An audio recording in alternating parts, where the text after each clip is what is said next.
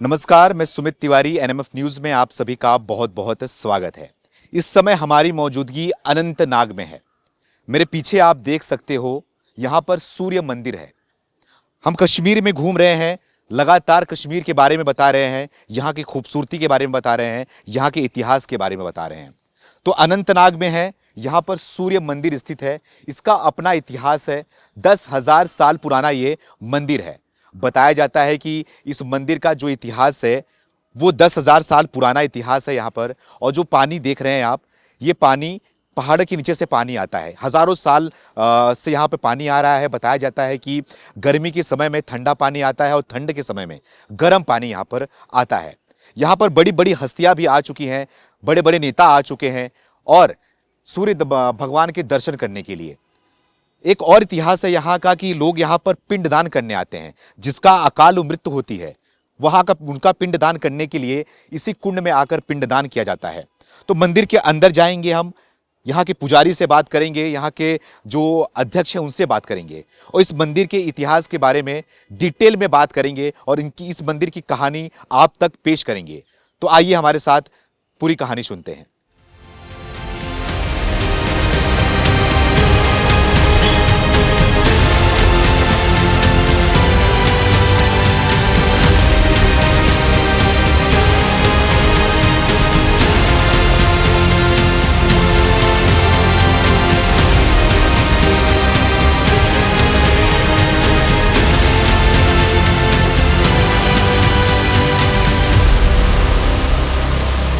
इस समय हमारे साथ में इस मंदिर के अध्यक्ष अशोक जी हैं।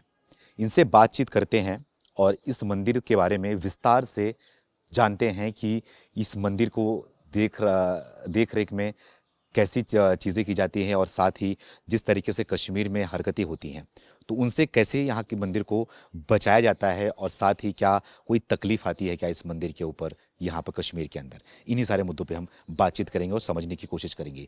अशोक जी, आपका हमारे चैनल पे स्वागत है। आप इस ट्रस्ट के अध्यक्ष हो, तो आप देख रेख में आपको तो बेहतर पता होगा। मंदिर 10,000 साल पुराना मंदिर है जैसे कि आपने बताया, तो थोड़ा मंदिर के बारे में विस्तार से हमारे व्यूवर्स को बताइए। ये सूर्य भगवान का जन्म स्थान है। यहाँ मार्तंड जी, मार्तंड संस्कृत में सूर्य को कहते हैं। यहाँ 13वें सूर्य का जन्म स्थान हुआ है। तो यहाँ पहले जो सारा कश्मीर था ये पानी ही पानी था। यहाँ कोई बस्ती नहीं थी, कोई सृष्टि नहीं थी, सारा पानी, कश्मीर जो था वो पानी ही पानी था। यहाँ कश्यप ऋषि जी तपस्या करते थे, जो सप्त ऋषियों में पहले नंबर के ऋषि थे और बड़े माने हुए ऋषि थे। तो ब्रह्मा जी के मानस पुत्र भी थे। तो उनकी 13 रानियाँ थी। 13 रानियों में उनकी 3 रानियाँ ज़्यादा प्रसिद्ध थी। एक कादरो थी, कादरो ने नागों को जन्म दिया, और दिति थी, और तीसरी थी अदिति। तो सूर्य जो कश्यप ऋषि है वो उनके ख्याल में सपना आया, उनको एक सपना आया। तो वो फिर विष्णु भगवान के पास चले गए और उनसे विनय प्रणय करके कहा कि मैं यहाँ पर सृष्टि बसाना चाहता हूँ इस कश्मीर, यहाँ इस नगरी में, ये जो कश्मीर के नाम से अब जाना जाता है। तो फिर विष्णु भगवान ने कहा तथास्तु, ऐसा ही होगा जैसा आप चाहते हैं। तो यहाँ से पानी निकाल कर हम यहाँ पर सृष्टि बसा देते हैं। तो फिर यहाँ से जो विष्णु भगवान है उन्होंने यहाँ से पानी निकाल कर, तो फिर जो कश्यप ऋषि थे उनकी जो दिति रानी थी उनसे राक्षस पैदा हुए, हिरण्यकश्यप भाई जो थे आपस में। और आदिति ने ऋषि पुत्रों को जन्म दिया, 12 पुत्रों को उन्होंने जन्म दिया, जो ऋषिपति थे, जो स्वर्गाधिपति थे। तो उन्हीं को विष्णु भगवान मैंने फिर नामकरण करके उनके ही नाम पर बैसाख, जेठ, हाड़, श्रावण जो 12 महीने हैं, ये उनके ही नाम से प्रसिद्ध हुए हैं। तो जो उनको जो 12 भाई थे वो स्वर्गाधिपति थे। तो इन पर जो राक्षस पुत्र थे उन्होंने भी बहुत तपस्या की थी, वरदान पाया था। उनको ये नहीं बाता था कि हमारे भाई दूसरे स्वर्गाधिपति बने और इनका नामकरण भी हो जाए। तो उनको बहुत गुस्सा आता था उन भाइयों पर और वो उनको बहुत सताते रहते थे। तो इस पर जो माता आदित्य थी वो आहित रहती थी। तो वो विष्णु भगवान के पास चली गई और उनसे प्रार्थना की कि मैं चाहती हूँ मेरे पुत्रों का कुछ निवारण हो, क्योंकि उनको लड़ाई झगड़े से वो आराक्षस लोग जो होते हिरण्यकश्यप वो मारते पीटते, तो कुछ इनका निवारण करो। तो विष्णु भगवान ने कहा आप सूर्य भगवान के पास जाइए, वही इसका निवारण करेंगे। तो फिर माता अदिति ने सूर्य भगवान की तपस्या की, हजारों साल तपस्या की। तो सूर्य भगवान प्रकट हुए और उनके प्रकट होने में बहुत तेज था, तो माता अदिति उनका दर्शन नहीं कर सकी क्योंकि उनमें बहुत तेज था। फिर माता अदिति ने फिर विनय प्रनय करके उनसे प्रार्थना की कि आप अपना तेज कम कर दीजिए, मुझे दर्शन दीजिए। तो सूर्य भगवान बहुत खुश हुए, उन्होंने उनको दर्शन दिया और उनसे कहा कि आपने मेरी बहुत तपस्या की है, आप वरदान मांगो, आप क्या चाहती हो। तो माता अदिति ने सूर्य भगवान से कहा कि मैं अपने पुत्रों का निवारण चाहती हूँ और चाहती हूँ आप मेरे गर्भ से मेरे 13वें संतान के रूप में जन्म ले। तो सूर्य भगवान वचन बते, उन्होंने कहा तथास्तु, ऐसा ही होगा। तो इसी जगह फिर मार्तंड जी ने 13वें संतान ने जन्म लिया है, इसीलिए इसको मार्तंड जी का जन्म स्थान कहते हैं। ये जो मार्तंड, इसका नाम, ये अला का बहुत बड़ा तहसील है, इसको मार्तंड के नाम से ही जाना जाता है क्योंकि यहाँ पर 13वें सूर्य मार्तंड जी ने जन्म लिया है। फिर माता अदिति ने विष्णु भगवान से कहा कि अब तो आपने मेरी प्रार्थना सुनी, आपने मेरा वचन जो था उसकी लाज रखी, सूर्य भगवान मेरे जन्म से पैदा हुए हैं, अब उनका नामकरण भी आपको ही करना है। तो विष्णु भगवान ने कहा, तो ये तो खुद सूर्य भगवान है, तो माता अदिति का नहीं, आपको जिस तरह 12 पुत्रों का नामकरण किया है उसी तरह इस 13वें पुत्र का भी नामकरण करना है।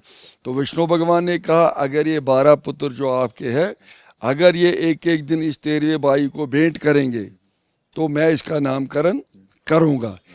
तो फिर एक एक भाई ने इसको एक एक दिन भेंट कर दिया साल में, क्योंकि हमारे हिसाब से, कैलेंडर के हिसाब से 28-29 दिन का ही दिन होता है, मतलब महीना होता है, और 356 दिन का एक साल होता है हमारा जो कैलेंडर है यहाँ पर, मतलब।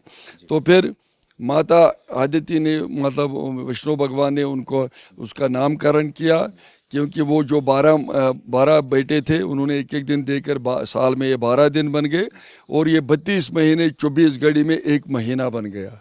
और यही महीना फिर इसको मलमास के नाम से वो रखा गया, नाम उसका जो 13वां पुत्र था मार्तंडी, उसका मलमास रखा।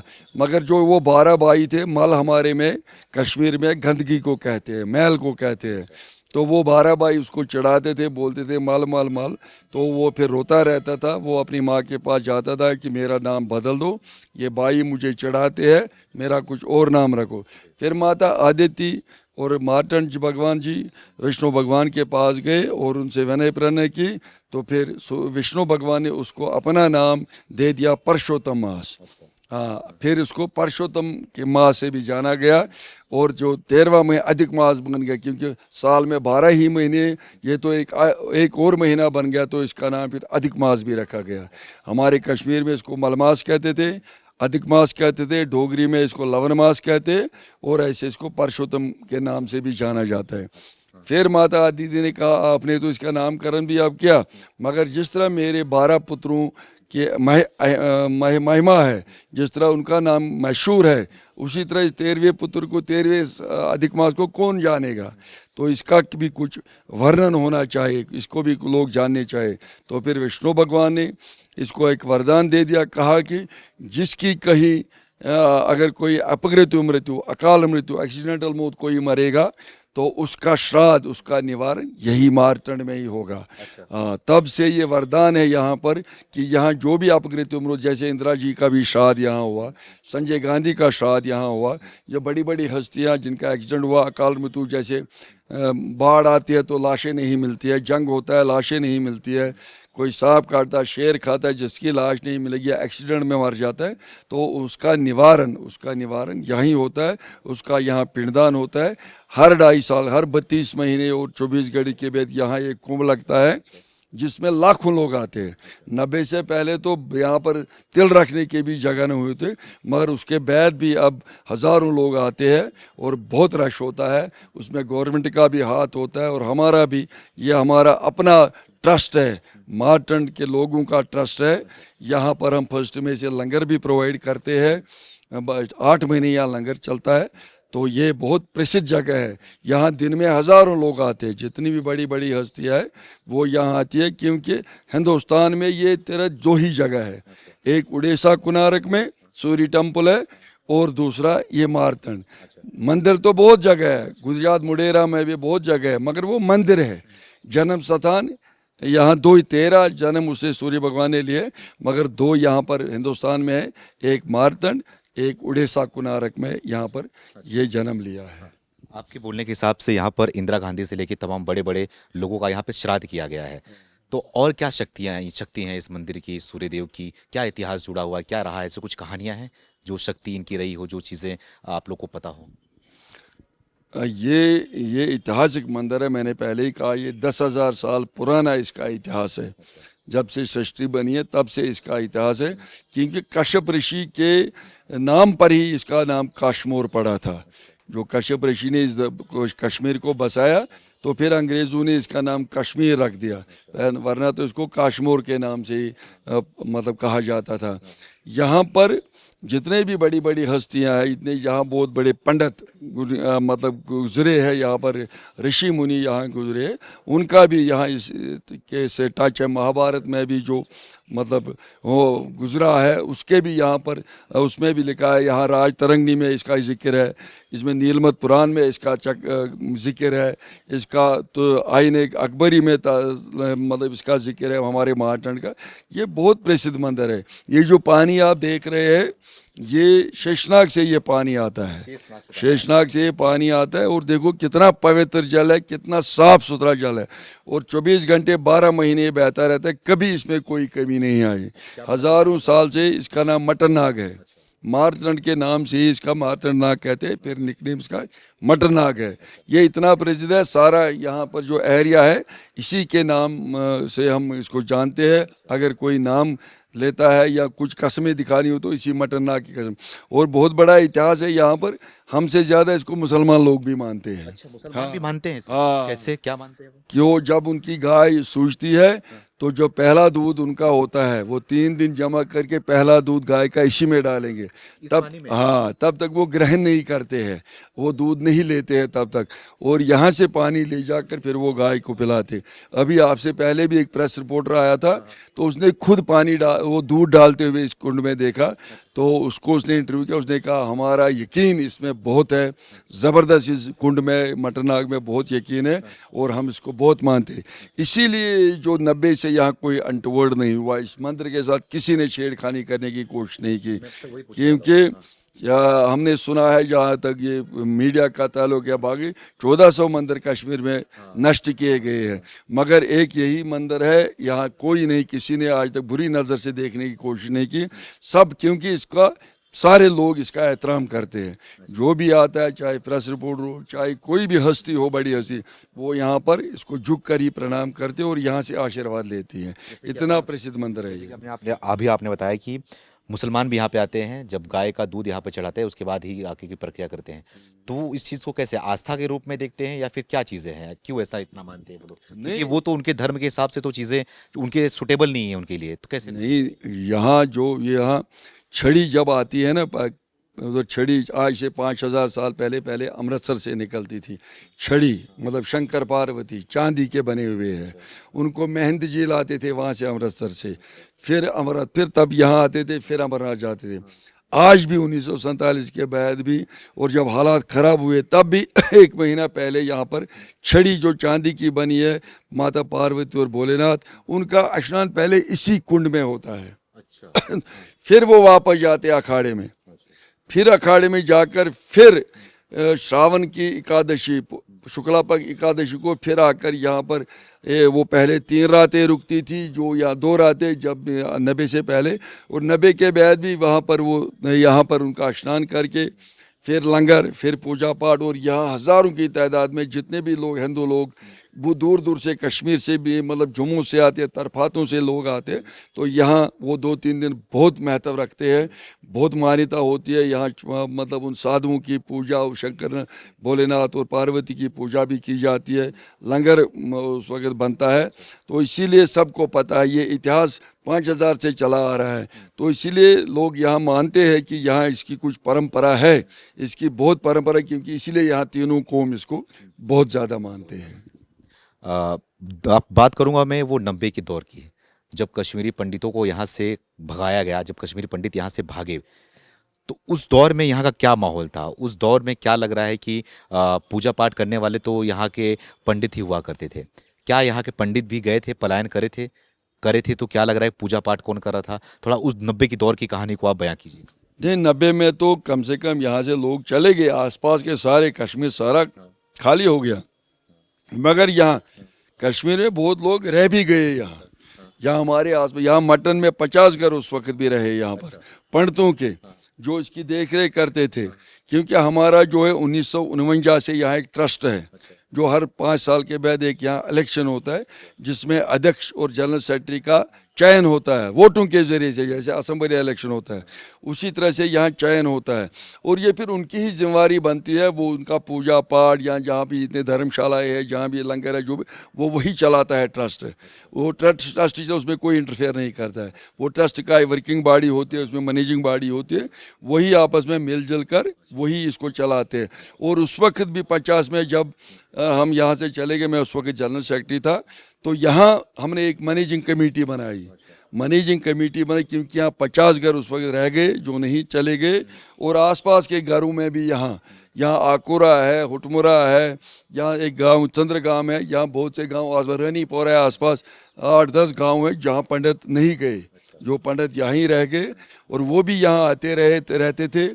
और जो लोकल है यहाँ पर उनको हवाले हमने वो उस वक्त चाबी वाबी क्या उनको जिम्मेवारी दी, हमने उनको इंचार्ज रखा है, केयर टेकर बनाई, हमने एक कमेटी बनाई, वही यहाँ इसकी देख रेख करती, वही पूजा पाठ करते थे।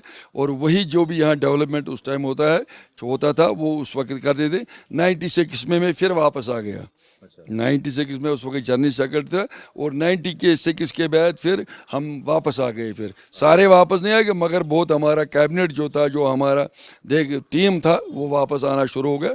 और उसके बाद हमने पीछे मुड़कर फिर नहीं देखा, आज तक हम फिर। लेकिन ये जो जिस समय हम बैठे हुए हैं, इस समय तो जिस तरीके से आप बता रहे थे यहाँ पे काफ़ी भीड़ हुआ करती थी, लेकिन अब यहाँ पर शांत माहौल दिखाई दे रहा है। जो पहलगाम में हमला हुआ उसके बाद टूरिस्ट यहाँ पे आना बंद कर दिए, तो क्या कहना चाहोगे पहलगाम के हमले के बाद इस मंदिर में पूरी तरीके से टूरिस्ट आने बंद हो गए या फिर कुछ आ रहे हैं? और उस पहलगाम के हमले के बारे में क्या कहना चाहोगे? ये पहलगाम का हमला, उस हमले की सब ने लोगों ने निंदा की, चाहे हिंदू हो, मुसलमान हो, सिख हो, चाहे ईसाई पारसी हो, सारे वर्ल्ड ने उसकी निंदा की। वो निंदनीय था, क्योंकि यहाँ पर अब माहौल बहुत अच्छा था। यहाँ के लोकल लोग जो थे कश्मीर प्राइवेंस के, वो चाहते थे टूरिज़्म का बढ़ावा हो, उनकी रोजी रोटी इसी पर निर्भर है। क्योंकि यहाँ पर 75% जो है वो टूरिस्ट पर ही निर्भर है, क्योंकि यहाँ पर 2-3 महीने के लिए यहाँ खेती बाड़ी होती है, वही बस, उसके अलावा कुछ नहीं यहाँ पर होता है। फल फ्रूट है, मगर उससे कितना निकलता है। 75% यहाँ पर रोज़गार जो था वो टूरिस्ट पर ही था। यहाँ पिछले साल 2 करोड़ 80 लाख आ गए, तो इस साल टारगेट था, इस साल अप्रैल में जो हमने रज देखा उसे लगता था 4 करोड़ इस साल सैलानी आएंगे, तो वो बहुत ठप हो गया। क्योंकि ये निंदनीय जो था, ये सानिया जो था वो निंदनीय था, उससे बहुत फ़र्क पड़ा यहाँ की इकानमी पर, यहाँ की रोज़ी रोटी पर, जिससे मुसलमान भी नाराज़ है, वो भी नाखुश है, उन्होंने भी इसकी निंदा की। यहाँ बहुत हर एक महल्ले में, हर एक गाँव में, हर एक ज़िले में यहाँ पर जुलूस निकला और उसकी निंदा की, कैंडल मार्च निकले। यहाँ जो चीफ मिनिस्टर है उसने भी इसकी निंदा की, असेंबली में भी निंदा हो गई, और ऐसा वाक़ा नहीं होना चाहिए। हम भगवान सूर्य से प्रार्थना करते हैं कि ऐसा वाक़ा कभी ना हो, और हम उन जो यात्री 27-28 मरे उनको हम श्रद्धांजलि देते हैं, उनको भगवान से प्रार्थना करते हैं कि उनका स्वर्ग में वास हो और वो मतलब उनकी आत्मा को शांति मिले। बहुत बहुत धन्यवाद बात करने के लिए। ओके। इंदिरा गांधी और संजय गांधी का पिंडदान भी इसी सूर्य मंदिर के कुंड में हुआ था, 1990 के दौर में जब कश्मीरी पंडितों को भगाया गया था तो यहाँ के कश्मीरी पंडित डटे रहे थे। यहाँ का जो पूजा पाठ है, पूजा पाठ उस दौर में भी नहीं रुका था। अमरनाथ की जब यात्रा होती है तो अमरनाथ की यात्रा की शुरुआत भी इसी मंदिर से की जाती है। फिर हाजिर होंगे किसी और वीडियो में किसी और स्टोरीज के साथ। तब तक के लिए बने रहिए हमारे साथ।